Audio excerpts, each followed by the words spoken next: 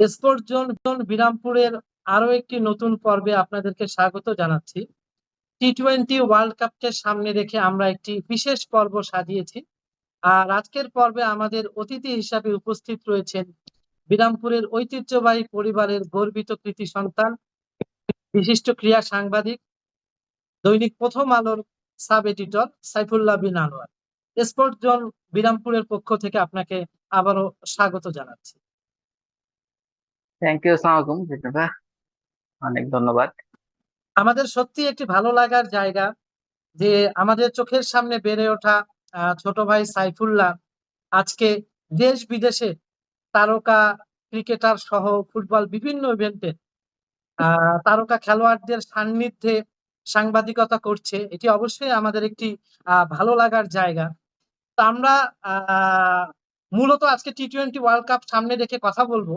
তবে সেই কথা শুরুর আগে একটু একটা ব্যক্তিগত প্রশ্ন, যে সেটা হলো যে আমরা জানি ঢাকা বিশ্ববিদ্যালয় থেকে ট্রিপলি থেকে পড়াশোনা করে একজন প্রকৌশলী ক্রীড়া সাংবাদিকতায় কেন এলেন? না, এই কোশ্চেনটা আসলে আমার পত্রিকার সম্পাদক থেকে শুরু করে মানে সব ক্ষেত্রেই সব জায়গাতেই শুনতে হয়। তো উত্তরটাও আসলে পরিস্থিতি ভেদে বিভিন্ন রকম হয়। মাঝে মাঝে উত্তরটা আসলে খুবই মানে সাইলেন্ট হয় আর কি, সেটা হচ্ছে ওই আর কি এরকম একটা ব্যাপার। বেসিক্যালি আসলে ক্রিকেটের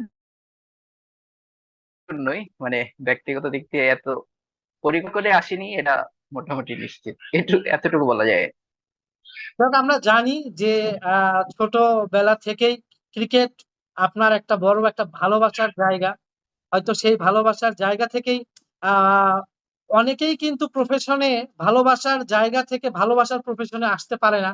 এদিক থেকে আপনি হয়তো সৌভাগ্যবান যে যেটিকে ভালোবেসেছিলেন সেটিকে প্রফেশন হিসেবেই পেয়েছেন। তো যাই হোক, আমরা আমাদের যে হ্যাঁ, বিশেষ উদ্দেশ্যকে সামনে রেখে টি-20 ওয়ার্ল্ড কাপ আর একদিন পরেই পদ্মা উন্মোচন হতে যাচ্ছে। তো সেটিকে সামনে রেখেই আমরা আপনার সাথে মূলত হচ্ছে কথা হচ্ছে বলবো। তো আপনি জানেন যে অনেকেই ক্রীড়া সাংবাদিকরা বলার চেষ্টা করছে যে অতীতের যে কোনো সময়ের তুলনায় এবারে টি-20 ওয়ার্ল্ড কাপ অনেক বেশি প্রতিদ্বন্দ্বিতা মূলক হবে এবং সহযোগী যে দেশগুলো রয়েছে তারাও এবার অনেক বেশি অঘটন ঘটিয়ে দিতে পারে। তা আপনি কি সেই দলের সাথে বা আপনি কি সেই মতের সাথে একমত? হ্যাঁ, সেটা একদিক থেকে তো ব্যাপারটা এরকমই। টি-20 গেমটাই যত ক্রিকেটের লেন্থ কমে আসবে গেমের, তত অঘটন বলেন বা এরকম মানে ইভেন একটা কন্টেস্ট হওয়ার মানে পার্থক্যটা কমে আসে আর কি। এবং টি-20 ফরম্যাটটারও তো আসলে মানে বেশ কিছুদিন হয়ে গেল। টি-20 ওয়ার্ল্ড কাপ হচ্ছে এটা নবম আসর, 2007 সাল, 17 বছর, সেটাও কম না। এবং এবার অবভিয়াসলি টিম সবচেয়ে বেশি, টি-20 ওয়ার্ল্ড কাপের ইতিহাসে সবচেয়ে বেশি 20টা টিম যেহেতু খেলছে, সেদিক থেকেও আসলে এবং অ্যাসোসিয়েট বলেন বা টেস্ট খেলুড়ে নেশন বলেন, যেগুলো তথাকথিত ছোট দল বলা হয়, টি-20তে অবভিয়াসলি তাদের এক্সপিরিয়েন্স অনেক টিমেরই অনেক বেশি। যেমন আফগানিস্তান মতো টিম, তারা অনেকের মতেই তারা আসলে মানে সেমিফাইনালের কন্টেন্ডার। সেটা আমরা সদ্য 50 সমাপ্ত ওভার্স লাস্ট ওয়ার্ল্ড যুক্তরাষ্ট্রের কাপেও সাথে তারা দেখিয়েছে, আমরা 20 সদ্য ওভারে সমাপ্ত অবভিয়াসলি তাদের চান্স বেশি। আমরা এর সদ্য সমাপ্ত যুক্তরাষ্ট্রের সাথে যে সিরিজ দেখলাম সেখানে বাংলাদেশ পরাজিত হলো। আবার প্রস্তুতি ম্যাচে শ্রীলঙ্কা পরাজিত হলো সহযোগী নেদারল্যান্ডস দেশের এর কাছে। কাছে। হ্যাঁ, হ্যাঁ, অবভিয়াসলি সেসব দিক থেকে এবং লাস্ট টি-20 ওয়ার্ল্ড কাপেও ব্যাপারগুলো মানে শেষ দুইটা টি-20 ওয়ার্ল্ড কাপেও এই জিনিসটা আসলে দেখা গেছে। নামিবিয়া বা নেদারল্যান্ডস তারা আসলে অঘটন ঘটাতেই আসে। তো সহযোগী এই ব্যাপারটা অবশ্যই দেশগুলো ওয়াইড ওপেন। তো হ্যাঁ, সহযোগী দেশগুলো আপনার কি মনে হয় যে তাদের মধ্যে কেউ কি সুপার এইটে খেলতে পারে? হ্যাঁ, অবভিয়াসলি অনেক ভালো চান্স আছে, যেহেতু মানে এবার ফরম্যাটটা যেরকম, 4টা গ্রুপ, 5টা টিম। সো সহযোগী সব গ্রুপেই প্রায় দুইটা তিনটা করে রয়েছে। তো তাদের মধ্যে তো অবশ্যই যারা অন্য সহযোগী দেশগুলোকে হারাবে এবং টপ মানে টেস্ট খেলুড়ে বা যেটা টপ 2 টিম যাদেরকে ধরা হচ্ছে টপ সিডেড টিম, তাদের একটাকে যদি হারাতে পারে তাহলে কিন্তু খুবই ওয়াইড ওপেন। সেক্ষেত্রে মানে ফরম্যাটটাও আসলে এরকম, তাদের বেশ ভালো সুযোগ আছে, কারণ তারা গ্রুপ পর্বেও 4টা ম্যাচ খেলার সুযোগ পাবে। সেই হিসেবে অবশ্যই বেশ কিছু কন্টেন্টার প্রতি গ্রুপেই আছে আর কি। মানে অঘটনের বিশ্বকাপ আশা করাই যায়। আমার সামনে আপনাদের আজকে প্রথম আলোর যে বিশেষ সংখ্যা এবং ফিকচার সেটা হাতে রয়েছে। তো আপনি যে চারটা গ্রুপ রয়েছে, এখান থেকে কোন গ্রুপটিকে ডেথ অফ গ্রুপ আপনার কাছে মনে হয়েছে? না, গ্রুপ অফ ডেথ সব দিক দিয়ে খাতা কলমে আসলে সবচেয়ে কঠিন গ্রুপ বাংলাদেশের গ্রুপটাই। কারণ এখানে বাংলাদেশের সাথে সাউথ আফ্রিকা, শ্রীলঙ্কা, নেদারল্যান্ডস, হ্যাঁ এবং নেপাল। নেদারল্যান্ডস গত ওয়ার্ল্ড কাপে টপ 8-এ ছিল বলে সরাসরি এসেছে, বাংলাদেশ এসেছে র্যাঙ্কিং এ পরের বেস্ট 2 টিমের মধ্যে একটা হিসেবে। অন্য বাকি সব গ্রুপেই একাধিক, মানে প্রতিটা গ্রুপেই অন্তত দুটা করে বাছাই পর্ব পেরিয়ে আসা দল আছে। এবার এখানে শুধুমাত্র নেপাল খাতা কলমে আসলে কঠিন গ্রুপ এটাই। এর বাইরে আফগানিস্তান যে গ্রুপটাতে রয়েছে সেটা অবশ্যই সবসময় একটা কঠিন গ্রুপ। আহ মোটামুটি এই দুটা গ্রুপ আসলে বেশি মানে আমার ঝামেলার। আমার ইন্ডিয়া পাকিস্তানের দৃষ্টিকোণ গ্রুপে আমার আয়ারল্যান্ড আছে। দৃষ্টিকোণ থেকে সেটা হচ্ছে ইংল্যান্ড আর অস্ট্রেলিয়া যে গ্রুপটা রয়েছে, এছাড়া বাকি তিনটা গ্রুপকেই কিন্তু কোনোটাই মনে হয় সেফ জোনে বলা যাবে না, কারণ ভারত পাকিস্তানও যে গ্রুপটাতে না, আছে সেখানেও আয়ারল্যান্ড হ্যাঁ রয়েছে। আয়ারল্যান্ড আছে আয়ারল্যান্ড সেখানে, কয়েকদিন আগে পাকিস্তানের সাথে প্রথম টি-20-তে তারা জয়লাভ করেছে এবং সিরিজটাও জিতেছে পাকিস্তান যথেষ্ট কষ্ট করে জিতেছে। আর এরপরে অবশ্যই। যুক্তরাষ্ট্র তো যে কোনো দিন যে কোনো কিছু ঘটাতে পারে, এটা তো ইতিমধ্যেই প্রমাণিত। এটা আসলে সব টিমের সঙ্গেই এখন বলা যায় আর কি, যে কোনো দিন যে কাউকে হারাতে পারে। যেমন উগান্ডা আপনি ধরেন, যে উগান্ডা এবার এসেছে বিশ্বকাপে, তারা কিন্তু জিম্বাবুয়ের মতো টিমকে টপকে এসেছে। এটা কিন্তু একটা ব্যাপার, মানে ফ্যাক্ট। অবশ্যই। এমন না যে তারা, বরঞ্চ এই জিনিসটা বলা যেত যে ইউএসএ মানে হোস্ট হিসেবে কোয়ালিফাই করার সুযোগ পেয়েছে, কিন্তু ইউএসএও যে আসলে এখানে আসার যোগ্য সেটা তো বাংলাদেশকে হারিয়ে তারা দেখিয়েছে। তার আগে কানাডাকে তারা পাত্তাই দেয়নি আর কি। সো সব মিলিয়ে ব্যাপারটা ওয়াইড ওপেন একটা ওয়ার্ল্ড কাপ হওয়ার চান্স বেশ ভালোই আছে। ফরম্যাটটাই আমরা আসলে এরকম। আমরা বাংলাদেশকে নিয়ে আসলে আমাদের প্রোগ্রামের শেষের দিকে গিয়ে কথা বলবো। তো 2007 সালে টি-20 ওয়ার্ল্ড কাপ শুরু হওয়ার পর থেকে এখন পর্যন্ত স্বাগতিক কোনো দেশ টি-20 ওয়ার্ল্ড কাপ জিততে পারেনি। ডিফেন্ডিং চ্যাম্পিয়ন কোনো দেশ পরবর্তী আসরে জিততে পারেনি। তো আপনার কি মনে হয় এবার কি তার কোনো ব্যত্যয় হওয়ার সুযোগ রয়েছে?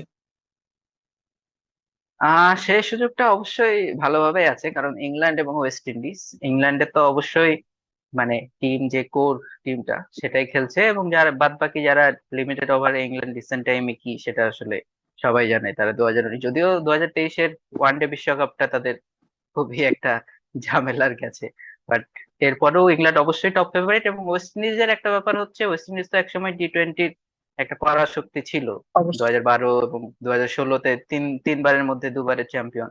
সেই একটা জিনিস ট্রানজিশনের মধ্য দিয়ে টিমটা গেছে, মাঝখানে বেশ একটা ডামাডোলের মধ্যে গেছে।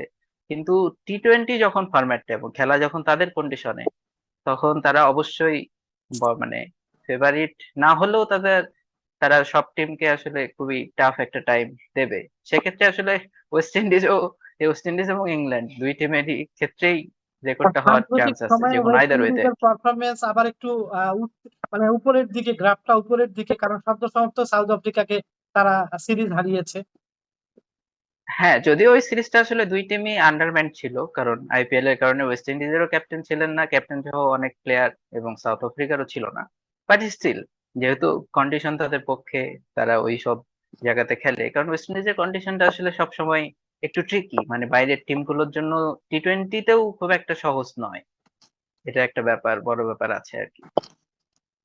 আজকে আপনাদের প্রথম আলোর যে বিশ্বকাপের আলো নামে যে বিশেষ সংখ্যাটা বের হয়েছে, সেখানে আমরা দেখছি কুমারা সাঙ্গাকারা ভারতকে ফেভারিট মানছেন, সৈয়দ আফ্রিদি পাকিস্তানকে ফেভারিট মানছেন, ব্রায়ান লারা ওয়েস্ট ইন্ডিজ এবং ভারত ফাইনাল খেলবে বলে ভবিষ্যৎবাণী করেছেন, মর্গান ভারতকেই সবচেয়ে শক্তিশালী দল বলে অভিহিত করেছেন, মাইকেল ভন অস্ট্রেলিয়া বিশ্বকাপ জিতবে বলে অভিহিত করেছেন, আর সৌরভ গাঙ্গুলী ভারত অথবা অস্ট্রেলিয়া জিতবে বলে ভবিষ্যৎবাণী করেছেন। এখন একজন ক্রীড়া সাংবাদিক হিসেবে নাই নাই করে প্রায় 7-8 বছর আপনি ক্রীড়া সাংবাদিকতার সাথে জড়িত আছেন, একটু এখন একটা কঠিন প্রশ্ন করব। এবারে টি-20 ওয়ার্ল্ড কাপে কোন দুটি দল ফাইনাল খেলতে পারে বলে আপনার ধারণা? ফাইনাল দুইটা দল আমি অবশ্যই বলবো ইংল্যান্ড।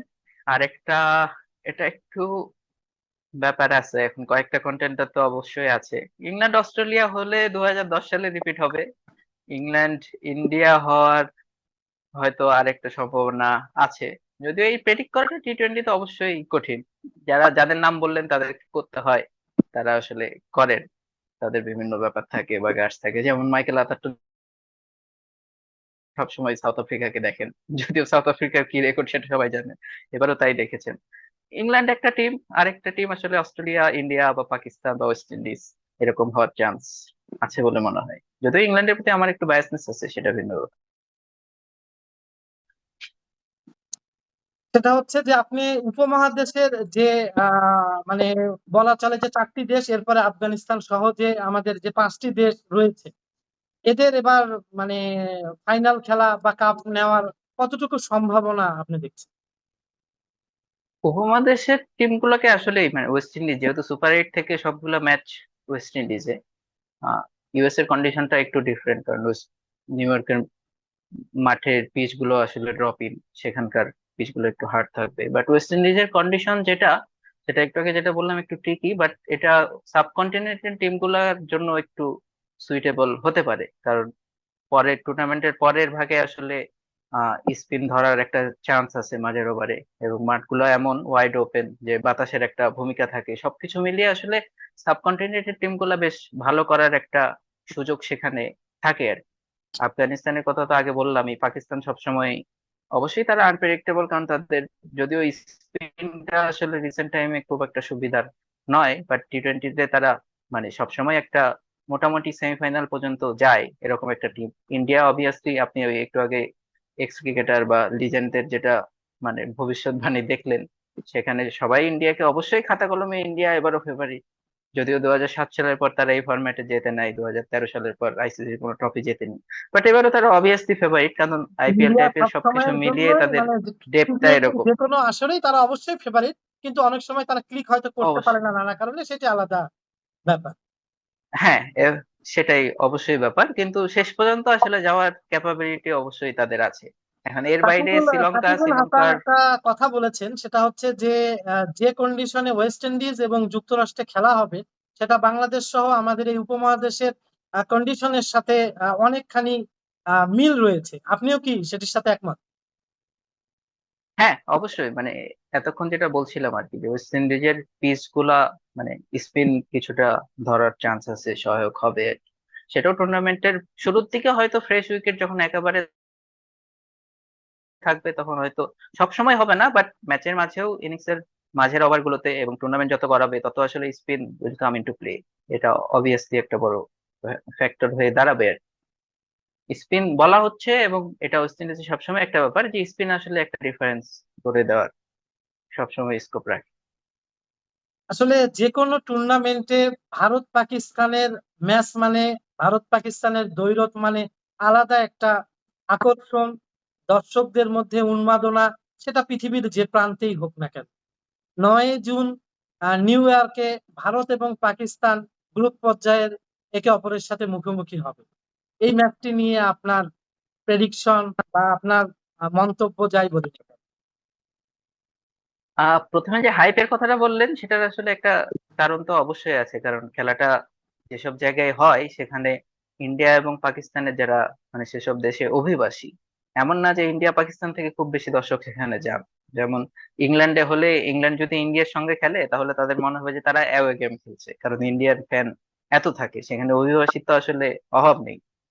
ইউএস এর ক্ষেত্রেও ব্যাপারটা তাই, সেটা পাকিস্তানের ক্ষেত্রেও অনেকাংশেই প্রযোজ্য। বাংলাদেশেরও প্রচুর মানুষ রয়েছেন, যেমন বাংলাদেশের মানে 2019 বিশ্বকাপে আমরা দেখেছি, এবং এবারের বিশ্বকাপে ইউএস এর ম্যাচ গুলো যেগুলা, সেগুলোতে আসলে দেখা যাবে যে গ্যালারিতে বাংলাদেশিদের প্রচুর আসলে উপস্থিতি থাকবে।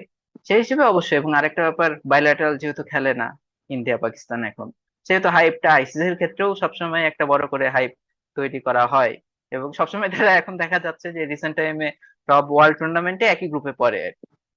যদিও সেখানে স্পোর্টস ইন্টিগ্রিটির একটা প্রশ্ন চলে আসে, বাট স্টিল ক্রিকেটের ব্যাপারটাই এরকম, ক্রিকেটের মার্কেটটাই এরকম। আইসিসিও আসলে এইসব ম্যাচের উপর অনেকটাই মানে তাকিয়ে থাকে, তাদের মার্কেটিং থেকে শুরু করে সবকিছু। আবার ম্যাচের ক্ষেত্রে যেটা বলা যায় যে ট্যাকটিক্যাল বা সবকিছু মিলিয়ে শক্তিমত্তায় যেটা আছে, যে কাগজে কলমে অবশ্যই ইন্ডিয়া বরাবরের মতোই পাকিস্তানের সাথেও ফেভারিট এই লড়াইও। কিন্তু পাকিস্তান যেহেতু লাস্ট ম্যাচটা মানে ওয়ানডে ওয়ার্ল্ড কাপের ম্যাচটা খেলেছে, তারা they are totally outplayed in Ahmedabad. So সেটার একটা রিভেঞ্জ বলেন বা অন্য একটা নিউট্রাল যখন ব্যাপার, তখন অবশ্যই, এবং পাকিস্তান যখন ইন্ডিয়ার সঙ্গে খেলবে বাড়তি একটা তাদের তো ব্যাপার কাজ করেই। এবং কথা হচ্ছে পাকিস্তানের ওয়ার্ল্ড ক্ষেত্রে কাপে সবসময় বলা পাকিস্তান হয় যে আসলে যখন এই আসলে ওয়ার্ল্ড কাপে পাকিস্তান বিশেষ করে 50 ওভারের যেটা বিশ্বকাপ, সেখানে 7-7 বার কিন্তু ভারত পাকিস্তানকে হারিয়েছে। এবং 2021 সালে সর্বশেষ পাকিস্তান প্রথমবারের মতো টি-20 ওয়ার্ল্ড কাপে তারা 10 উইকেটে ভারতকে হারাতে সক্ষম হয়েছিল। তো সেই ধারাবাহিকতায় আমরা জানি না যে পাকিস্তান নতুন কোনো কিছু করতে পারবে কিনা। তবে এটা হয়তো আপনি আমার সাথে একমত হবেন যে গত 10-15 বছরের মধ্যে এখনকার যে পাকিস্তান টিমটা আছে সেটা যথেষ্ট ব্যালেন্স। সেটা ব্যালেন্স, কিন্তু ঠিক ওয়ার্ল্ড কাপের আগে তাদের পারফরমেন্সটা আসলে ঠিক সুবিধার নয়। তাদের যে প্রস্তুতিটা leading into the world cup, আয়ারল্যান্ডের সঙ্গে প্রথম ম্যাচটা হেরেছে, ইংল্যান্ডের সঙ্গে দুইটা ম্যাচে বাজেভাবে হেরেছে। তাদের ব্যাটিং কম্বিনেশন নিয়ে এখনো অনেক ঝামেলা আছে আর কি। যেমন বাবর আজম এবং রিজওয়ান অতিরিক্ত ইংল্যান্ডের সঙ্গে রেজওয়ান শেষ এবং ম্যাচটাতে বাবরের উপর আবার ওপেনিং এ নির্ভরশীল। ফিরেছেন। হ্যাঁ, নির্ভরশীল, এবং তাদের ওপেনিং এ এই বছর আসলে তাদের থেকে সরে গিয়েছিল আর কি, যে একজনকে ওপেন করা হবে আরেকজন একটু নিচের দিকে টিমে খেলবেন, এরকম একটা ব্যাপার। কিন্তু শেষ ম্যাচে আবার তারা, মানে ইংল্যান্ডের সঙ্গে শেষ ম্যাচটাতে তারাই আবার ওপেন করেছেন। সো তাদের ওপেনিং আসলে পাকিস্তানের জন্য ভালো না মিডল অর্ডারের জন্য আসলে এটা বাড়তি চাপ করে, না মিডল অর্ডার খারাপ করে বলে তাদেরকে বেশি মানে একটু কশাস হয়ে খেলতে হয়, এরকম বহুত মানে কোশ্চিন আছে আর কি, বহু রকমের কোশ্চিন রয়েছে। বাট স্টিল মানে দিন শেষে ব্যাপারটা যখন টিমটা যখন পাকিস্তান, তখন যে কোনো কিছু আসলে হতে পারে। বাট খাতা কলমে বা সবকিছু মিলিয়ে বরাবরের মতো আসলে ওই লড়াইও ইন্ডিয়ায় ফেভারিট।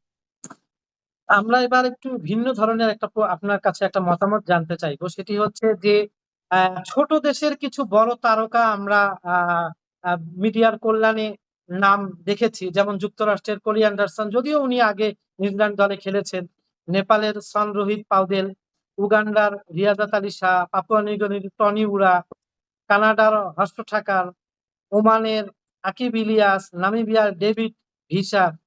এই ধরনের যারা, তারা কি এবারের বিশ্বকাপে আলো ছড়াতে পারে?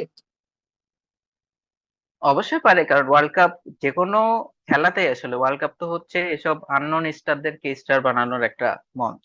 যদিও বিশ্বকাপ মানে ক্রিকেট সবসময় ওয়ার্ল্ড কাপ বললেও ওয়ার্ল্ড কাপের নামটার প্রতি মানে যথার্থতা করে না সব সময়। কারণ ওয়ানডে ওয়ার্ল্ড কাপটা 10 টিমে একটা শ্রিঙ্ক করা হয়েছে, মানে অ্যাসোসিয়েট বাই তথাকথিত ছোট দলগুলোর আসলে কোনো রকমের চান্স নেই। সেখানে টি-20 ওয়ার্ল্ড কাপ তাদের একটা বড় মঞ্চ। সেক্ষেত্রে অবশ্যই অ্যাসোসিয়েট যারা লেভেলে আছে তারা কিছু না কিছু, অনেক টিমেই দেখা যাচ্ছে যে তাদের আসলে ক্রিকেট কিন্তু প্রধান পেশা নয়, সেটা এখনো আছে। আমরা আগে হয়তো ছোটবেলায় বা সবসময় গল্প শুনে যেগুলো বড় হয়েছি, 96-এ আপনারা বলতে পারবেন যে ইউএই রাও খেলেছেন, এরকম অনেক ব্যাপার। অবশ্যই অ্যাসোসিয়েট টিম গুলা মানে অনেক রকমের গল্প। আপনি যে নামগুলা বললেন সেই নামগুলো মোটামুটি পরিচিত, কিন্তু মানে জানে বা শোনে বা এরকম।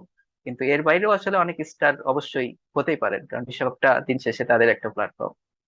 আমরা বাংলাদেশ প্রসঙ্গে যাওয়ার আগে সর্বশেষ প্রশ্ন, সেটা হচ্ছে যে সুপার 8-এ এই সহযোগী যে দেশগুলো রয়েছে তাদের মধ্যে স্পেসিফিক ভাবে একটি বা দুটি দেশের খেলার তারা অঘটন ঘটিয়ে খেলতে পারে, এরকম যদি কোনো নাম বলতে বলা হয়, আপনি কোন দেশকে বলবেন?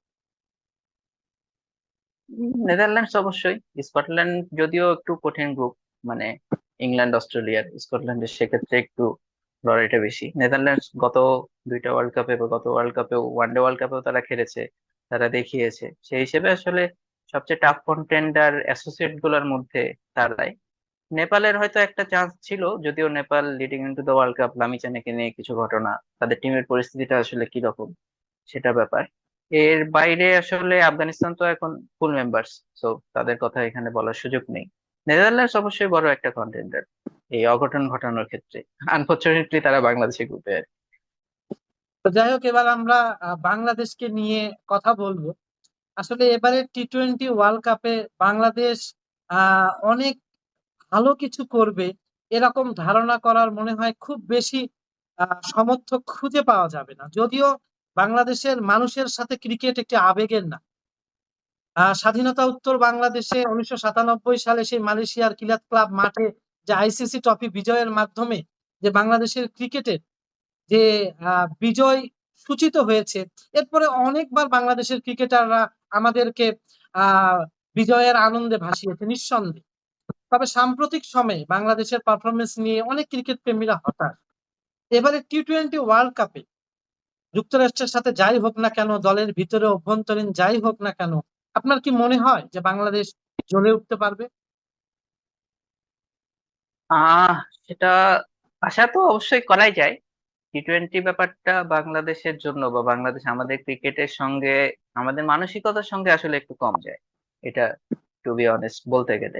বাট এরপরেও আসলে এবারের ওয়ার্ল্ড কাপ ইউএস এর সঙ্গে সিরিজটা যেভাবে হোক হয়তো আনএক্সপেক্টেড ছিল, বাট সব মিলিয়ে আসলে বাংলাদেশ একটা টাফ টাইম পার করছে, কিন্তু বাংলাদেশের জ্বলে ওঠার বা একটু মানে ভালো করার আসলে এটাই একটা পারফেক্ট মঞ্চ। বাংলাদেশও কিন্তু মোটামুটি চাপের মধ্যে থাকলে একটু ভালো করার টেন্ডেন্সি তাদেরও আছে। এবং আরেকটা ব্যাপার হচ্ছে যে এবারে যে টিমটা, সেখানে টি-টোয়েন্টি সুলভ বেশ কিছু ক্রিকেটার আছেন। সেটা রিশাদ হোসেন মানে খুবই একটা এক্সপেক্টেড হয়ে উঠতে পারেন, জাকের আলীর মতো হিটার আছেন, এবং বোলিং ডিপার্টমেন্টটাও আসলে বাংলাদেশের এবার মানে তাসকিন যদি ফিট থাকেন তাহলে বেশ ব্যালেন্সড। এখন ব্যাটিং এ একমাত্র কনসার্ন, একমাত্র না সবচেয়ে বড় কনসার্নটা হচ্ছে টপ অর্ডার। সেটা যদি সামহাও ক্লিক করে একটু কোনো ম্যাচে, তাহলে অবশ্যই বাংলাদেশের একটা ভালো চান্স সেদিক থেকে থাকবে। বাট স্টিল কোনো কিছুই আসলে নিশ্চিত করে বলা যাবে না, কারণ টিমটা নাম হচ্ছে বাংলাদেশ। আসলে মানে একেবারে বিশ্বকাপ শুরুর একদিন আগে এই প্রশ্নটা হয়তো করাটাও সমীচীন হবে কিনা, মানে আহ, বুঝতে পারছি না। তারপরও যেহেতু এটি নিয়ে অনেক আলোচনা রয়েছে, আর আমরা যেহেতু একজন জাতীয় পর্যায়ের ক্রীড়া সাংবাদিককে পেয়েছি, সেজন্যই আপনাকে এই প্রশ্নটি করা। সেটি হচ্ছে যে টি-20 ওয়ার্ল্ড কাপের মতো এরকম একটি বড় আসরে আমরা শান্তকে, অনেকটা অনভিজ্ঞ একজন প্লেয়ারকে এরকম একটা বড় আসরে ক্যাপ্টেন্সির দায়িত্ব দিয়েছি, যেখানে আমাদের হয়তো সাকিব অধিনায়কত্ব নেবে না, মাহমুদুল্লাহর মতো অভিজ্ঞ খেলোয়াড় ছিল। তো সেক্ষেত্রে কি বাংলাদেশ ক্রিকেট বোর্ডের কাছে কি কোনো অপশন ছিল কিনা শান্ত ব্যতীত কোনো সিনিয়র ক্রিকেটারকে অধিনায়কত্ব দেওয়ার ক্ষেত্রে? না, শান্তকে ক্যাপ্টেন্সি দেওয়া যতদূর জানা মানে যতটুকু বোঝা গেছে সেটা হচ্ছে যে লং টার্মের কথা বিবেচনা করে, এবং ক্যাপ্টেন্সি নিয়ে রিসেন্ট টাইমে সেটা তো বাংলাদেশ টিমে তো টি-20 আসলে ওয়ার্ল্ড অনেকগুলো কাপ পালাবদল থেকেও আমরা ঘটেছে। বিবেচনায় করতে সাকিব খুবই পারতাম। ড্রামাটিক। শুধু টি-টোয়েন্টি ওয়ার্ল্ড কাপ চিন্তা করলে সেটা হয়তো অন্যরকম, বাট সেখানেও অপশন যে খুব বেশি রয়েছে তা কিন্তু না। সাকিব আপনি যেটা বললেন যে সাকিব আসলে ক্যাপ্টেন্সি কতটুকু করবেন বা এরকম একটা ওয়ার্ল্ড কাপ পার করে দেওয়া, এটা আসলে লং টার্মের জন্য ভালো না। তাকে বোর্ড যেহেতু বিবেচনা করেছে তিন ফরম্যাটেই, তার ফর্মটা আসলে মানে খুবই বাজে একটা সময়ে চলে গেছে, এটা একটা কনসার্নের অবশ্যই বিষয়। বাট মানে অপশন হিসেবে বা বোর্ডের হাতে বিকল্প মনে হয় ওই টাইমে, যে টাইমে শান্তকে অধিনায়কত্ব তিন ফরম্যাটে দেওয়া হয়েছে, সেখানে আসলে তিনিই বেস্ট অপশন ছিলেন। কারণ এর বাইরে আসলে ওরকম কিছু নাই, কারণ লিটন মানে মোটামুটি প্রকাশ্যে বা ওইভাবে যতদূর জানি যে উনি ডিক্লাইন করেছেন সেই অফারটা। সো এর বাইরে আসলে তেমন কোনো অপশন নাই, এবং তিন ফরম্যাটেই মনে হয় বোর্ড যেহেতু একজন অধিনায়ককে বিবেচনা করতে চেয়েছে, সেই হিসেবে শান্তই আসলে ওয়াজ দ্য বেস্ট অপশন। আসলে ক্রিকেট বোর্ডের জন্য মনে হয় বিষয়টা একটু বিব্রতকর। সেটা হচ্ছে অধিনায়ক হিসাবে তারা যাকেই বিবেচনায় নেওয়ার জন্য লং টাইম চিন্তা ভাবনা করেছেন, দেখা গেছে কিছুদিন পরে তার মানে ফর্মটা এমন পর্যায়ে নেমে গেছে, দলে তার অবস্থানই নিশ্চিত কিনা। যেমন লিটনকে নিশ্চয়ই বোর্ড একটা সময় চিন্তা ভাবনা করেছিল তাকে অধিনায়কত্ব দেওয়ার। শান্তর ক্ষেত্রেও সেই ভাবনা থেকেই দীর্ঘ সময় ক্যাপ্টেন্সি করতে পারবে। কিন্তু দেখা যাচ্ছে যে মানে শান্ত অধিনায়কত্ব পাওয়ার পরে তারও পারফরমেন্স বেশ নিচের দিকে। তো যাই হোক, আমরা আশা করব যে সমস্ত প্রতিকূলতাকে উপেক্ষা করে শান্তর নেতৃত্বে বাংলাদেশ টি-20 তে অবশ্যই ভালো করবে। তা আমরা দেখলাম যে তামিমের অনুপস্থিতিতে এখন পর্যন্ত আমরা সেই অর্থে ওপেনিং এর একটা যোগ্য পার্টনারশিপ বা পার্টনার, যদিও তামিম থাকাকালীন সময়েও আমরা যে খুব মানে ভালো একটা যোগ্য পার্টনার ওপেনিং এর জন্য পেয়েছিলাম তা না। তারপরেও আমরা টি-20 ওয়ার্ল্ড কাপে কি তামিমকে মিস করব? তামিম আসলে যেহেতু টি-টোয়েন্টি এই ফরম্যাট থেকে রিটায়ারই করেছেন অনেক আগে, সেহেতু তাকে আসলে মিস করার তেমন কোনো কারণ নেই। কারণ গত ওয়ানডে ওয়ার্ল্ড কাপে আসলে একটা সময় তিনি ক্যাপ্টেন হয়ে যাবেন এরকম একটা ব্যাপার ছিল, সেই ওয়ানডে ওয়ার্ল্ড কাপে তিনি খেলতে পারেননি। টি-টোয়েন্টিতে আসলে তিনিও মনে হয় না মানে তাকে মিস করার আসলে কারণ নেই, এই অর্থে যে তিনি অবসরও নিয়েছেন বেশ কিছুদিন হলো, এবং এমন না যে তিনি বিবেচনায় ছিলেন বা এরকম কিছু। সেই হিসেবে তামিমের দিকে তাকিয়ে আসলে কোনো লাভ নেই। সেই সে অর্থে হয়তো আপনি বলতে পারেন যে এরকম যখন ওপেনার, তখন এক সময় যে তামিমের স্ট্রাইক রেট নিয়ে এত কথা হয়েছে, তো ওইরকমই ভাবে খেলছে, তাহলে তামিমই ভালো অপশন ছিল, সেগুলো ভিন্ন প্রসঙ্গ। কিন্তু এর বাইরে আসলে the team has moved on, সেই হিসেবে তামিমকে মিস করার, মানে মিস করা উচিত নয়, টিমেরও উচিত নয়, যে কোনো দিক থেকে আসলে উচিত নয়। এখন এটা সেটা একটা হচ্ছে যে ব্যাপার। সিনিয়র ক্রিকেটার হিসাবে সাকিব এবং মাহমুদুল্লাহ, এবং সাকিব তো নিঃসন্দেহে মানে বিশ্বের অন্যতম সেরা একজন অলরাউন্ডার, আর মাহমুদুল্লাহ সাম্প্রতিক সময়ে বাংলাদেশের বেস্ট পারফর্মার। তো দেখা যাচ্ছে যে এই দুইজনের কাছে নিশ্চয়ই বাংলাদেশের এবারের পারফরমেন্স T20 ওয়ার্ল্ড কাপে তাদের পারফরমেন্সের উপর অনেকখানি নির্ভর করছে। আপনি কি মনে করেন? হ্যাঁ, তাদের রোলটাও আসলে এরকম। তখন ওই যেহেতু টি-20 সুলভ যে প্লেয়ার গুলার কথা বলছিলাম, সেখানে আসলে মাহমুদুল্লাহর কথা বলতে হবে, কারণ মাহমুদুল্লাহ এবার টিমে যখন ফেরত এসেছেন, তার রোলটা অবশ্যই ফিনিশারের মতো, বাট তিনি এসেছেন আসলে আরেকটু মানে মোটামুটি দলে জায়গা তার প্রাপ্য, এরকম একটা পারফরমেন্স বা এরকম মানে সিলেক্টরদেরকে তিনি এটা বোঝাতে সক্ষম হয়েছেন। এবং হ্যাঁ, অভিজ্ঞ অবশ্যই, ওই স্পিনের কথা যেহেতু বললাম, তিনিও যেহেতু স্পিন করেন, সেহেতু তার রোলটা অবশ্যই ক্রুশাল। তার ব্যাটিং এ এবং বোলিং এ দুইটাই, বোলিং এ যতটুকুই তাকে ইউজ করা হোক না কেন।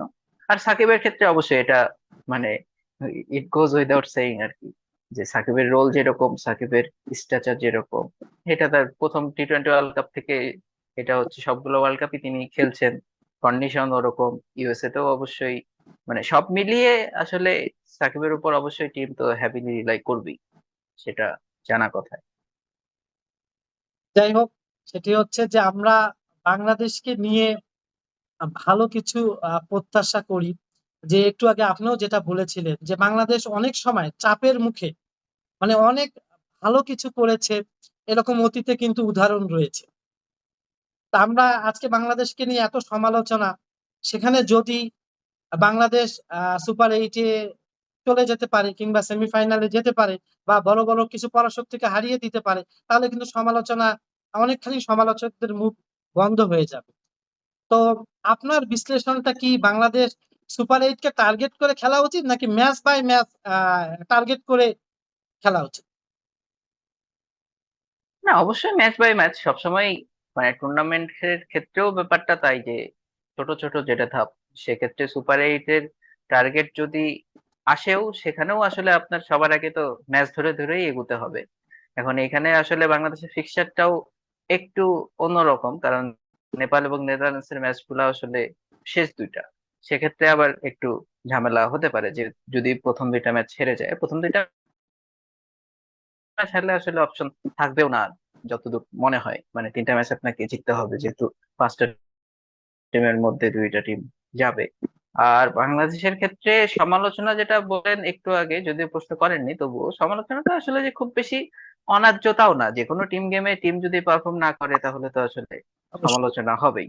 সেটা কোন লেভেলে বা কিভাবে হচ্ছে সেটা নিয়ে হ্যাঁ প্রশ্ন হতে পারে, বাট সমালোচনা হবে। আপনি ইউএসএ এর সঙ্গে যদি হারেন, ইউএসএ র্যাঙ্কিং এ 19 নম্বর দল, তাদের কাছে আপনি, ঠিক আছে টি-20 আপনার হয়তো ওরকম না, কিন্তু আপনি 2007 থেকে সবগুলো ওয়ার্ল্ড কাপ খেলে এসেছেন, তারা এবার প্রথমবার যাবে, তাদের সঙ্গে যদি একটা সিরিজ হেরে যান, তাহলে অবশ্যই সমালোচনা হবে। বাট হ্যাঁ, এই জিনিসটাই যদি টিমকে আসলে বাড়তি একটা মানে মোটিভেশন হিসেবে কাজ করে, সেটাই তো আসলে সবচেয়ে ভালো। আসলে সমালোচনা তো হবেই, কারণ যখন সাকিবুল হাসান সাংবাদিকদেরকে বলেছিলেন যে T20 ওয়ার্ল্ড কাপের আগে যুক্তরাষ্ট্রের মতো দলের সাথে খেলে পর্যাপ্ত প্রস্তুতি না, সেখানে যদি আমরা সেই দলের কাছে পরাজিত হই, সমালোচনাটা তো খুব স্বাভাবিক। হ্যাঁ, অবভিয়াস, অবভিয়াস। তা তবে আমরা, এটা মানে আপনি যখন, হ্যাঁ, জি হ্যাঁ জি, মানে আপনি আপনি first যখন বলেন। ওপেন এরকম একটা হ্যাঁ, ওপেন প্ল্যাটফর্মে যখন আপনি পারফর্ম করছেন, তখন আপনি যদি করতে না পারেন, তাহলে অবশ্যই সমালোচনা হবে, কারণ মানুষ আপনার খেলা টাকা খরচ করে দেখতে আসে। এবং এটা তো আসলে ফ্যাক্ট, এটা মেনে নিয়ে সবাই খেলেন, সবাই খেলবেন, এটা ব্যতিক্রম কিছু। এবারের T20 ওয়ার্ল্ড কাপে উদীয়মান খেলোয়াড়দের মধ্য থেকে কারা অনেক বেশি মানে ভালো করতে পারে বা তারকা খ্যাতি পেয়ে যেতে পারে এবারে T20 ওয়ার্ল্ড কাপে, এ বিষয়ে আপনার কোনো প্রেডিকশন? ওভারঅল ওভারঅল সবকিছু, সব সবকিছু দেশ, মিলে test playing, one two three হ্যাঁ ওই, সবকিছু মিলে। উদীয়মানের যে ব্যাপারটা, এখন যেহেতু আইপিএল এবং সব টিমই মোটামুটি যেহেতু ইন্টারন্যাশনাল লেভেলে টি-20 খেলে, সেক্ষেত্রে আসলে উদীয়মান বলতে গেলে ঘুরে ফিরে আসলে ওই যে অ্যাসোসিয়েট কান্ট্রির কিছু প্লেয়ার আছেন তাদেরই, বাদ বাকি কিন্তু যারা রয়েছেন তাদেরকে মোটামুটি সবাই চেনেন। তারা হয় আইপিএল অথবা কোনো না কোনো লিগে, পাকিস্তান যেহেতু আইপিএল খেলে না, তারা পিএসএল এ খেলেন বা সবকিছু, মানে তারা আসলে ধরেন যারা মোটামুটি ওই রকমের ফলোয়ার তারা তাদের নামগুলো জানেন।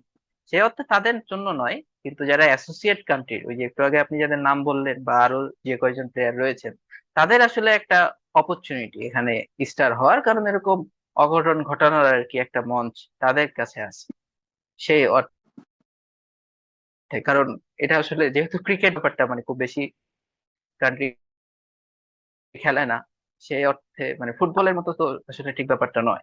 সেই হিসেবে আসলে ওই উদীয়মান, এর বাইরেও রিশাদের মতো যারা প্লেয়ার রয়েছেন তাদের জন্য অবশ্যই একটা মঞ্চ, কারণ তারা ওই আইপিএল বা ওসবের ক্ষেত্রে আসলে নতুন না, এরকম কয়েকজন তো আসলে আছেন।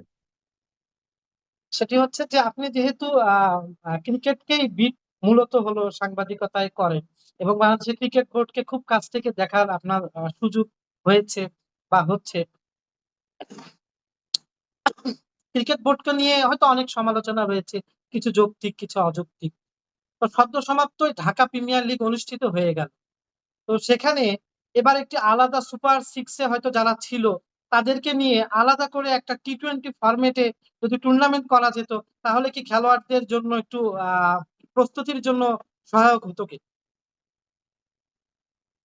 হ্যাঁ, আসলে সূচিটা এরকম, কারণ বাংলাদেশের ঢাকা প্রিমিয়ার লিগও আসলে অনেক জায়গাতেই মানে জাতীয় টিমে যারা খেলেন তাদের উপর ডিপেন্ডেন্ট। যেমন ওই সে সময় জিম্বাবুয়ের সাথে যখন সিরিজ চলছিল, তখন ঢাকা প্রিমিয়ার লিগের আসলে একটা পরের দিকে এরকম চলছিল। তো মানে আবাহনীর কোচও নিজেও বলছিলেন যে এতগুলা প্লেয়ার চলে যাবে বা এতগুলা ডাক পেয়ে যাবে, এটা তো ভাবিনি। তো মানে আমাদের পুলটা এরকম। আর হ্যাঁ, টি-20 আরেকটা টুর্নামেন্টের কথা, এটা অনেক পুরনো আলোচনা আর কি, মাঝখানে হয়েছিল। আবার সামনে ন্যাশনাল মানে ন্যাশনাল এনসিএল যেটা, সেটার সঙ্গে একটা টি-20 টুর্নামেন্ট করার কথা বলছেন। বোর্ডের পক্ষ থেকে বলা হয়েছে এবং সেটা মনে হয় হবে। অবশ্যই যে কোনো জায়গাতে মানে বিপিএল তো আসলে একটা ফ্র্যাঞ্চাইজি টিম, এবং সেখানে যখন প্রতিটা 11-এ 4টা করে বিদেশি খেলেন, সেখানে অবশ্যই স্থানীয়দের সুযোগ কম। কারণ ওই যেসব দেখা যাচ্ছে যে ন্যাশনালে বা সব পর্যায়ে যেসব রোলে আমাদের ঘাটতি আছে, মানে যেখানে আসলে প্লেয়ার দরকার, সেই রোলগুলো দেখা যাচ্ছে ওই বিপিএল এ বিদেশিরা এসে পূরণ করে, সেই রোলে তারা খেলেন। সেই হিসেবে অবশ্যই মানে এটা একটা দুষ্ট চক্রের মতো একটা ব্যাপার আছে, সেক্ষেত্রে অবশ্যই অন্য টুর্নামেন্ট তো দরকার, কিন্তু আমাদের শিডিউল বা সবকিছু মিলিয়ে আসলে সবসময় হয়তো তারা সম্ভব হয় না, কারণ আমাদের কাঠামোটাও আসলে ঠিক ওই রকম নয়। হ্যাঁ, মানে এখন পর্যন্ত, কারণ ঢাকা প্রিমিয়ার লিগ মানে একটা শুধুমাত্র ঢাকা রাজধানী বেস্ট কিছু ক্লাব বাংলাদেশের সবচেয়ে বড় ডোমেস্টিক টুর্নামেন্টে খেলে, এটা আসলে দীর্ঘ অন্যরকমের আলোচনা। কিন্তু প্রস্তুতির যে ব্যাপারটা, কারণ ঘুরে ফিরে যারা খেলছেন তারা আসলে খেলার মধ্যেই ছিলেন। এমন না যে তারা অন্য কিছু খেলেছেন। জিম্বাবুয়ের সঙ্গে বাংলাদেশের বেসিক্যালি ইনিশিয়ালি টেস্ট খেলার কথা ছিল। হ্যাঁ, টি-20 ওয়ার্ল্ড কাপ যেটা হয় অন্য যে কোনো টিম হয়তো হয়তো সবসময় করতো না, কিন্তু এটা চন্ডিকা হাথুরুসিংহে সিং এ যেহেতু এর আগেও তিনি করেছিলেন এরকম 2016-তে সম্ভবত, এবারও তাই মানে টেস্ট বাদ দিয়ে আসলে টি-20 বানানো হয়েছে। প্রস্তুতি বা ম্যাচ প্র্যাকটিসের অভাব আছে এটা আসলে তারা বলতে পারবেন না, কারণ তারা খেলার উপরই আছে।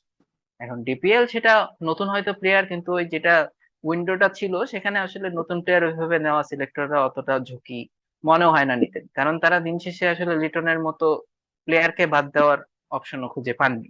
বেসিক্যালি তো এটাই কথা, লিটন বা এরকম যদি অফ ফর্মে, একটু আগে ক্যাপ্টেনের কথাও যেটা বললেন, তাদের আসলে সময়টা ভালো যাচ্ছে না, কিন্তু সিলেক্টরদেরকেও আসলে দিন শেষে তাদের উপরে ডিপেন্ড করতে হবে, এছাড়া উপায় নেই আর। আসলে বাংলাদেশের ক্রিকেট নিয়ে পরবর্তীতে কোনো এপিসোডে আপনার সাথে আরো বিস্তারিত আমরা শুনবো। আসলে ক্রিকেটের সীমাবদ্ধতাটা কোথায়, ক্রিকেট কাঠামো কেন এখনো সারা দেশব্যাপী ছড়িয়ে গেল না, যেহেতু ক্রিকেট বোর্ডের টাকার অভাব নেই। তো আমরা অন্য কোনো এপিসোডে এই বিষয় নিয়ে আমরা আরো বিস্তারিত কথা বলবো। তবে একটি বিষয় শুধু জানতে চাইবো, সদ্য সমাপ্ত স্কুল ক্রিকেট শেষ হয়ে গেল, তো এখানে কি আপনার কভার করার সুযোগ হয়েছিল? না, আমি সরাসরি যাইনি, কারণ এমনিতেও আসলে স্কুল ক্রিকেটের খেলাগুলা সবগুলা যে মূল ভেন্যুতে হয়েছে তা না, শুধুমাত্র ফাইনালটা মিরপুরে হয়েছে। সেটাও ইনিশিয়ালি 27 তবে এবার তারিখে একটা হওয়ার ভালো কথা দিক ছিল, ছিল, সে এবার ওই ঝড় টেলিভিশনে বৃষ্টির দেখানোর, কারণে। ইউটিউব চ্যানেলে দেখানোর ব্যবস্থা এবার ছিল। হ্যাঁ, এটা ফাইনাল, ফাইনালটা দেখানো হয়েছে, টেলিকাস্ট করা হয়েছে বরাবর, মানে ফাইনালটা এর আগেও মিরপুরে হয়েছে, মাঝখানে হয়তো হয়নি। এটা মানে বিসিবি চেষ্টা করে যে ফাইনালটা এখানে করার। এটা আসলে বেশ পুরোনো ট্রেডিশন, এর আগে বঙ্গবন্ধু স্টেডিয়ামেও হতো বলে জানি আর কি। সরাসরি হয়নি, কিন্তু স্কুল ক্রিকেটেও, হ্যাঁ স্কুল ক্রিকেটটা তো অবশ্যই দরকার যে সেখান কোনো থেকে কি দেশের, মানে আমাদের মতো বেশ কিছু জায়গায় মানে আসলে। প্লেয়ার কি উঠে আসার মতো প্লেয়ার কি চোখে পড়েছে কিনা, বা আপনাদের যে সাংবাদিক কভার করেছিলেন সেই সহকর্মীর সাথে এই বিষয়ে কখনো কথা হয়েছিল কিনা? কি মানের খেলোয়াড় সেখানে হ্যাঁ, খেলেছেন? যেটা আমরা দেখেছি যেটা কথা মিডিয়াতে হয়েছে বা একজন মনে হয় 140 বা এরকম একটা রান করেছেন। মুশফিক তাকে গ্লাভস উপহার পাঠিয়েছেন, অসুস্থ হয়ে গিয়েছিলেন মাঠ থেকে। হ্যাঁ, সে বেসিক্যালি যেটা শুনেছি যে সে বেসিক্যালি বোলার, সে তার আইডিয়ালও হচ্ছে মুস্তাফিজ, সে বাঁহাতি পেসার। কিন্তু তিনি নেমেছেও আসলে 8 নম্বরে, মানে ও ইনিংসটা খেলেছেন 40 না 40 অড রানে, 6টা উইকেট পড়ে যাওয়ার পরেও। এবং ম্যাচের পরে আসলে কোচ নাকি নিজেও বলেছেন যে সে এরকম ব্যাটিং করতে তার জানা ছিল না, মানে এটা তার বিয়ন্ড ক্যাপাসিটি বলে তার মনে হয়েছে আর কি। So one of there those days maybe. এবং ছেলেটা তো আসলে দিন শেষে ওই বোলিং করতে এসে হিট স্ট্রোকও করেছে। এখন মোটামুটি সুস্থ বলে জানি আর কি, শুনেছি যে রিকভার করছে আর কি। তো আমরা একেবারে আমাদের আলাপচারিতার শেষ দিকে চলে এসেছি। আপনি হয়তো জানেন যে স্পোর্টস জোন বিরামপুর, আমরা গত বিরামপুরে রোজার ঈদের পরে আফতাবউদ্দিন বেগম স্যার স্মৃতি ক্রিকেট টুর্নামেন্ট নামে একটা আমরা টুর্নামেন্ট করেছিলাম, এবং সেখানেই মূলত লাইভ টেলিকাস্ট করা হয়েছিল স্পোর্টস জোন বিরামপুর এই ফেসবুক পেজ থেকে। এবং বর্তমানে এটি একটি ইউটিউব চ্যানেল এবং ফেসবুক পেজে স্পোর্টস জোন বিরামপুর কাজ করছে। এবং আমরা খেলাধুলা বিষয়ক এর পাশাপাশি শিক্ষা, ইতিহাস, ঐতিহ্য নিয়েও কাজ করার প্রত্যয় ব্যক্ত করেছি। তো স্পোর্টস জোন বিরামপুরের এই যাত্রা লগ্নে আপনার পক্ষ অনুভূতি এবং বিশেষ কোনো পরামর্শ আমাদের জন্য।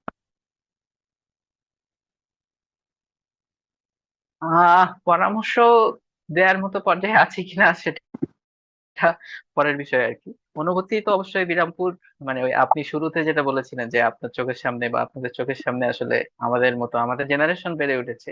এবং আমাদের বেড়ে ওঠা আসলে দিন শেষে ওই, এটা মনে হয় শুরুর ওই কোশ্চেনের উত্তরটার কিছুটা হয়ে যাবে, যে আমাদের বেড়ে ওঠা তো আসলে ক্রিকেটের সঙ্গে, তাই না? মানে বিরামপুরের যে একসময় কালচার বা আমি আমাদের ছোটবেলা বা সবকিছু মিলে আমাদের বেড়ে ওঠাটা তো আসলে মোটামুটি ক্রিকেটের সঙ্গে, মানে কোনো একটা কোন ক্লাসে পড়ি সেটা যখন মনে হয় তখন আসলে মনে হয় যে ক্রিকেটের কোন ইভেন্ট ছিল 2003 সালে ওয়ার্ল্ড কাপের সময়, আমি কোন ক্লাসে কি ছিলাম, আমি গেলাম স্যার আমাকে পড়ালেন না আর কি। যাই হোক, সো মানে সেই কালচারটা সেই ব্যাপারটা যদি এই এরকম স্পোর্টস বিরামপুরের মধ্য দিয়ে একটু হলেও ফিরে আসে, সেটাই আসলে যে কোনো বিরামপুরের আমরা যারা, আমরা, আপনি, আমি, আমরা যারা সবাই আছি তাদের জন্য আসলে একটা পাওয়া হবে। এবং সেই আশাটাই আসলে করি। কারণ বিরামপুরের সবকিছু মিলিয়ে পরিবেশটা যে আগের মতো রয়েছে সেটা তো আসলে নয়, অনেক নেগেটিভ ব্যাপারও রয়েছে। এবং সব নেগেটিভ দূর করার আসলে বড় একটা অপশন তো সবসময় স্পোর্টস এবং অন্যান্য আমরা বিশ্বাস করি কালচারাল ব্যাপার তো যে আছে। আহ, সো সেই ব্যাপারে যদি উদ্যোগী কেউ না কেউ হয় হ্যাঁ। আমরা বিশ্বাস করি সাইফুল্লাহ বিন আনোয়ারকে হ্যাঁ। আমরা বিভিন্ন সময় আমাদের সাথে পাবো। তার হ্যাঁ, নিশ্চয়ই। স্পোর্টস অ্যানালিস্ট সহ সার্বিক বিভিন্ন বিষয়ে আমাদের পাশে থাকবেন। তো আপনি আহ অনেকগুলো মানে তারকা সাংবাদিকের সান্নিধ্যে কাজ করছেন। প্রথম আলো তো আসলে সেখানে উৎপল শুভ্র, মাসুদ আলম, নাইর ইকবাল সহ মানে অসংখ্য তারকা সাংবাদিক, এবং একসময় তো পবিত্র কুণ্ডু, আরো অনেকে। তো বিশেষ করে আমার দৃষ্টিকোণ থেকে ক্রিকেট সাংবাদিকতার ক্ষেত্রে আরিফুর রহমান বাবু ভাই এবং উৎপল শুভ্রদা, ওনারা আসলে পথিকৃৎ মূলত ক্রিকেট সাংবাদিকতার ক্ষেত্রে। হয়তো আরো অনেকে রয়েছে। তো এই যে আমার সামনে একটি উৎপল দার বই রয়েছে, তো বেশ কয়েকটি বই ওনার আহ আমার কাছে রয়েছে। তা আমি ওনার অনেক বড় একজন ফ্যান। তা আপনি এবং আপনার সাথে কিন্তু একটা মিলও রয়েছে। উনিও বুয়েট থেকে পড়াশোনা করে ক্রীড়া সাংবাদিকতায় এসেছেন। আপনিও প্রকৌশলী থেকে পড়াশোনা করে ক্রীড়া সাংবাদিকতায় এসেছেন। তো যখন এই দেশের অনেক পতিতদশায় সাংবাদিকদের সাথে আপনি কাজ করেন সহকর্মী হিসাবে, আপনার তখন কেমন লাগে? হ্যাঁ, অবশ্যই ভালো তো লাগবেই। এবং সবচেয়ে বড় ব্যাপারটা হচ্ছে ওই যে আমি যে আসলে কখনো ভাবিনি যে আমি বড় হয়ে বা প্রফেশনে আমার প্রথম প্রফেশনটা আসলে এরকম কিছু একটা হবে। সেক্ষেত্রে আসলে অন্য একজনের অবদান আছে, যার নাম আসলে আপনি বলেননি, আরিফুল ইসলাম রনি। আহ তিনি বেসিক্যালি আমাকে আসলে এই প্রফেশনে এনেছেন প্যাভিলিয়ন বলা ডট তো কমে অবশ্যই যাবে, প্যাভিলিয়ন ডট বা কমে আপনাকে তিনি নিয়ে আসলে গিয়েছিলেন সেখানে না মনে হয়। না না না, প্যাভিলিয়নে অন্য আরেকজন, মানে আমি প্যাভিলিয়নে আসার আগে প্রথম আলোতে 2015 ওয়ার্ল্ড কাপে কন্ট্রিবিউটর হিসেবে কাজ করেছিলাম। তো সেখানে আসলে রনি ভাই আমাকে নিয়ে গিয়েছিলেন প্রথম আলো থেকে, তারপরে অমলান ভাইয়ের মাধ্যমে প্যাভিলিয়নে আসি। এরপরে তো আসলে প্রথম আলোতে গিয়েছি তারিক ভাই যখন ডেকেছেন, তারেক মাহমুদ মনি ভাই তখন। হ্যাঁ অবশ্যই, মানে সাংবাদিকতা যাদের লেখা পড়ে বড় হয়েছি, অবশ্যই ওই ছোটবেলায় আপনিও যেরকম, আপনিও একসময় স্টেডিয়ামে চিঠি লিখতেন মুশফিকুর রহমান যাই হোক ওই নামে। তো যাদের লেখা পড়ে বড় হয়েছি তাদের সঙ্গে কাজ করা অবশ্যই একটা অন্যরকমের তো অনুভূতি সবসময় কাজ করে। স্টেডিয়ামে যখন মানে এটা সবসময় আসলে দর্শকদের বাস জন্য করা কঠিন। স্টেডিয়ামে যখন দর্শকদের জন্য ওপেন একটা স্পেস ছিল লেখা, তখন এই আরিফুল ইসলাম রনি ভাই, তারপরে রানা আব্বাস, আমি মুশফিকুর রহমান লিটন এক সময় নিয়মিত বেশ কিছু লেখা লিখেছি। তো পরবর্তীতে তো ওনারা ক্রীড়া সাংবাদিকতায় হিসাবেই তাদের পেশা হিসাবে নিয়েছেন। আর আমি ভিন্ন একটি পেশায় রয়েছি, তবে অবশ্যই এটা একটা ভালো লাগার জায়গা। তো আমরা সাইফুল্লাহ বিন আনোয়ারকে অনেক অনেক ধন্যবাদ জানাই স্পোর্ট জোন বিরামপুর পরিবারের পক্ষ থেকে। অনেক অনেক দোয়া এবং শুভকামনা রইল। অনেক ব্যস্ততার মধ্যে, বিশেষ করে এখন টি-20 ওয়ার্ল্ড কাপকে সামনে রেখে ক্রীড়া সাংবাদিকদের অনেক ব্যস্ততা। তো এই ব্যস্ততার মধ্যেও আমাদেরকে সময় দিয়েছেন। এজন্য আমাদের টিমের পক্ষ থেকে অনেক অনেক ধন্যবাদ এবং কৃতজ্ঞতা। থ্যাংক ইউ ভাই, থ্যাংক ইউ। অনেক অনেক শুভকামনা স্পোর্টস বিরামপুরের জন্য, দোয়া করবেন। Thank you.